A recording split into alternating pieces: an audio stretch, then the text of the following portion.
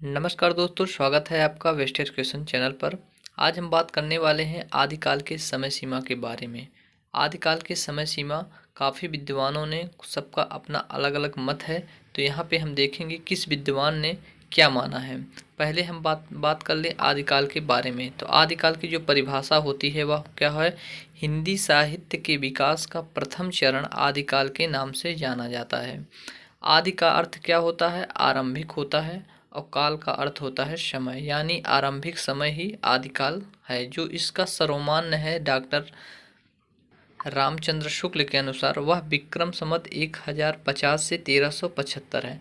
यहाँ हम आपको बता दें, अगर कभी कभी ईस्वी सन में दे देता है तो आप वहाँ से 57 माइनस, यानी विक्रम संवत में अगर 57 आप माइनस करेंगे तो आपको ईस्वी सन प्राप्त होगा, और अगर ईस्वी सन में 57 आप जोड़ देते हैं तो आपको विक्रम संवत प्राप्त हो जाएगा। यहाँ पे जो समय सीमा दिया हुआ है वह दोनों में यहाँ पे दिया हुआ, विक्रम संवत में भी आपको है और ईस्वी में भी आपको हो। आप दोनों में से सिर्फ एक आप याद करिएगा, इसके बाद 57 जोड़कर या घटाकर आप निकाल सकते हैं। तो पहले हम बात करते हैं ग्रियर्सन के अनुसार। तो ग्रियर्सन जो आदिकाल के समय सीमा माने हैं वह विक्रम संवत 700 से 1457 माने हैं। अगर आप ईस्वी सन में बदलेंगे तो आपका 643 ईस्वी से लेकर 1400 ईस्वी तक रहेगा। हम यहाँ पे सिर्फ विक्रम संवत पे बता रहे हैं आपको, क्योंकि दोनों बताएंगे तो वीडियो काफ़ी ज़्यादा लंबा हो जाएगा। नेक्स्ट हम बात करते हैं शुक्ल के अनुसार। तो शुक्ल के अनुसार जो कि सर्वमान्य मत है, या तो विक्रम संवत 1050 से 1375 शुक्ल जी ने माना है, जो कि सर्वमान्य है। इसके बाद हम तीसरा आते हैं, हजारी प्रसाद द्विवेदी ने क्या माना है। तो हजारी प्रसाद द्विवेदी ने जो आदिकाल का समय सीमा माना है वह विक्रम संवत 1057 से 1457 माने हैं। इसके बाद गणपत चंद्र गुप्त के अनुसार हम देखें तो गणपत चंद्र गुप्त ने आदिकाल की जो समय सीमा माने हैं वह 1241 से 1407 माने हैं। देखिए, जो डेट हम आपको यहाँ पे प्रोवाइड करा रहे हैं यह पूर्णतः सही है। नेक्स्ट हम बात करते हैं नागरिक प्रचारणी सभा काशी के अनुसार। तो नागरिक प्रचारणी सभा काशी के अनुसार अगर हम देखेंगे तो उन्होंने क्या माना है आदिकाल का समय सीमा, तो विक्रम संवत 1050 से 1375 माने हैं।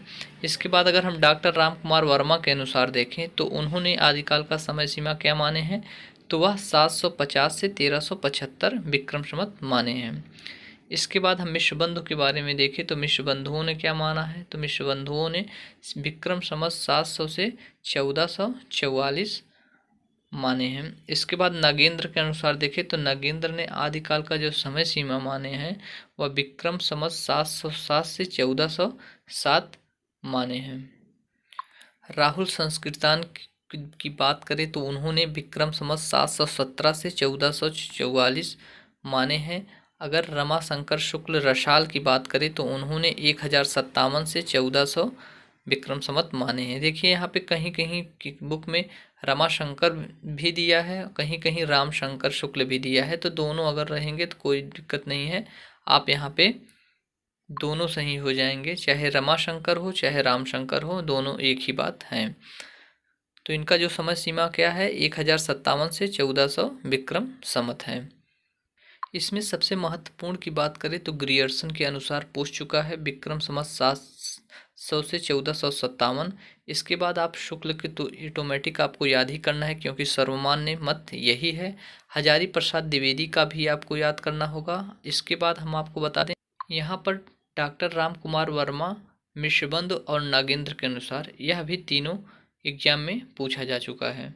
इसके बाद हम बात करते हैं आदि का नामकरण के बारे में कि आदिकाल को किस नाम से कौन से नाम दिया। तो पहले हम बात करते हैं ग्रियर्सन के अनुसार। तो ग्रियर्सन ने आदिकाल को किस नाम से पुकारा है, तो ग्रियर्सन ने जो आदिकाल को चारण काल के नाम से पुकारा है। वहीं अगर मिश्रबंधु की बात करें तो मिश्रबंधु ने आरंभिक काल माना है।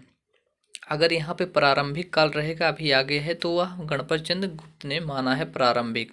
लेकिन अगर मिश्रबंधु की बात करें तो मिश्रबंधु ने आरंभिक काल माना है। शुक्ल जी ने आदिकाल को क्या माना है, आदिकाल या वीरगाथा काल का नामकरण दिया है। हजारी प्रसाद द्विवेदी ने क्या नाम दिया है? तो हजारी प्रसाद द्विवेदी ने आदिकाल को आदिकाल नाम दिया है। यहाँ पे आप देख सकते हैं कि शुक्ल जी ने भी आदिकाल नाम दिया है और आदिकाल हजारी प्रसाद द्विवेदी ने भी नाम दिया है। अगर दोनों ऑप्शन आ जाएगा तो आपको आदिकाल को आदिकाल जो है वह हजारी प्रसाद द्विवेदी को ही मानना है, क्योंकि प्राथमिकता इन्होंने ही दिया है आदिकाल की। अगर शुक्ल का जो बात करें तो उन्होंने सिर्फ वीरगाथा काल को ही प्राथमिकता दिया है। इसके बाद हम बात करते हैं डॉक्टर राम कुमार वर्मा के बारे में। तो डॉक्टर राम कुमार वर्मा जो है वह आदिकाल को संधिकाल चारण काल के नाम से संबोधित किए हैं। यहाँ पे ध्यान देने वाली ये बात है कि डॉक्टर राम कुमार वर्मा जो है वह संधिकाल चारण काल दोनों एक साथ ऑप्शन में आपको दिया रहेगा। और अगर सिर्फ चारण काल आपको दिया रहेगा तो आपका ग्रियर्सन सही हो जाएगा। इसके बाद महावीर प्रसाद द्विवेदी ने क्या माना है? तो बीज वपन काल। तो बीज वपन काल का नामकरण किसने आदिकाल के दिया है? तो महावीर प्रसाद द्विवेदी ने। इसके बाद आ जाते हैं हम राहुल संस्कृतायन के। तो राहुल संस्कृतायन ने क्या नामकरण किया है? तो सिद्ध सामंत काल। सिद्ध सामंत काल राहुल संस्कृतायन ने नामकरण किया है। गणपत चंद्र गुप्त ने क्या नामकरण किया है? तो अभी हम बताए हैं प्रारंभिक काल, जिसे शून्य काल या उन्मेषण काल भी आप कह सकते हैं। तो गणपत चंद्र गुप्त ने प्रारंभिक काल, जबकि मिश्रबंधु ने क्या किया है? आरंभिक काल नामकरण किया है। ये आपको याद रखना है कि मिश्रबंधु जो है वह आरंभिक काल है, जबकि गणपत चंद्र गुप्त जो है वह प्रारंभिक काल है। इसके बाद विश्वनाथ प्रसाद मिश्र ने वीर काल नामकरण दिया है। तो किसने वीर काल नामकरण दिया है? तो विश्वनाथ प्रसाद मिश्र ने। इसके बाद हम बात करते हैं अपभ्रंश काल। तो अपभ्रंश काल 3 लोग दिए हैं, चंद्र शर्मा गुलेरी, धीरेन्द्र वर्मा और डॉक्टर बच्चन सिंह। इस तीनों ने मिलकर अपभ्रंश काल कहा है। आदिकाल को अपभ्रंश काल किसने कहा है? तो चंद्र शर्मा गुलेरी, धीरेन्द्र वर्मा और डॉक्टर बच्चन सिंह। इसके बाद बात करते हैं डॉक्टर पृथ्वी कमल कुलश्रेष्ठ। इन्होंने अंधकार काल कहा है। क्या कहा है? अंधकार काल कहा है। किसने कहा है? डॉक्टर पृथ्वीनाथ कमल, जिन्हें कुलश्रेष्ठ भी कहा जाता है। इसके बाद आधार कार्ड, जो कि पोस्ट इम्पॉर्टेंट है और काफ़ी बार एग्जाम में पूछ चुका है। तो आधार कार्ड किसने कहा है आदिकाल को? तो मोहन अवस्थी और सुमन राजे। मोहन अवस्थी और सुमन राजे ने आधार काल कहा है। इसके बाद बात करते हैं संक्रमण काल या प्रवर्तन काल। तो राम खिलावन पांडे और डॉक्टर हरिश्चंद्र वर्मा जो हैं आदिकाल का नामकरण संक्रमण काल और प्रवर्तन काल के नाम रखा है। इसके बाद देखेंगे श्याम सुंदर दास में। श्याम सुंदर दास ने आदिकाल का जो नामकरण किया है वह वीर काव्य, जिसे आप अपभ्रंश काल या वीर गाथा युग भी कह सकते हैं। यहाँ पे आपको ध्यान देने वाली बात यह है कि वीर काल जो है वह विश्वनाथ प्रसाद मिश्र ने कहा है, जबकि वीर काव्य जो है वह श्याम सुंदर दास ने कहा है। वहीं वीर गाथा काल जो है वह रामचंद्र शुक्ल ने कहा है, जबकि वीर गाथा युग जो है वह श्याम सुंदर दास ने कहा है। तो यह काफ़ी इम्पोर्टेंट है। श्याम सुंदर दास ने क्या कहा है? वीर काव्य कहा है। इसके बाद शैलेश जेदी के बारे में बात करते हैं। तो शैलेश जेदी ने आविर्भाव काल कहा है। राम प्रसाद मिश्र ने संक्रांति काल आदिकाल को नामकरण दिया है। इसके बाद हम बात करते हैं वासुदेव सिंह की। तो वासुदेव सिंह ने उद्भव काल कहा है, जबकि शंभुनाथ सिंह ने प्राचीन काल कहा है।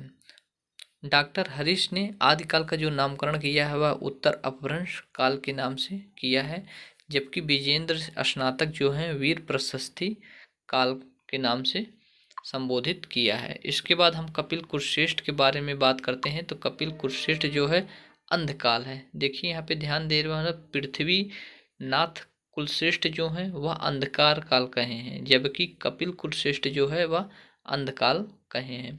इसके बाद रमाशंकर शुक्ल रसाल जो हैं वह जय काव्य काल कहे हैं। यहाँ पर हम इम्पोर्टेंट आपको छाट के बता दे रहे हैं, कम से कम इतना तो आपको याद करना जरूरी है। जैसे आपको कपिल कुलश्रेष्ठ को आपको याद करना जरूरी है, वासुदेव सिंह को याद करना जरूरी है, इधर श्याम सुंदर दास को, मोहन अवस्थी सुमन राजू को और डॉक्टर पृथ्वीनाथ कुलश्रेष्ठ को। इसके बाद आप इधर विश्वनाथ प्रसाद मिश्र को, गणपत चंद्र गुप्त को, राहुल संस्कृतायन को, महावीर प्रसाद द्विवेदी को और डॉक्टर राम कुमार वर्मा को, हजारी प्रसाद द्विवेदी को, शुक्ल को, मिश्रबंध को और ग्रियर्सन को। जितने हम आपको बताए हैं कम से कम आपका उतना याद करना जरूरी है। तो उम्मीद है यह वीडियो आपको पसंद आया होगा। वीडियो कैसा लगा यह कमेंट बॉक्स में आप ज़रूर बताइएगा।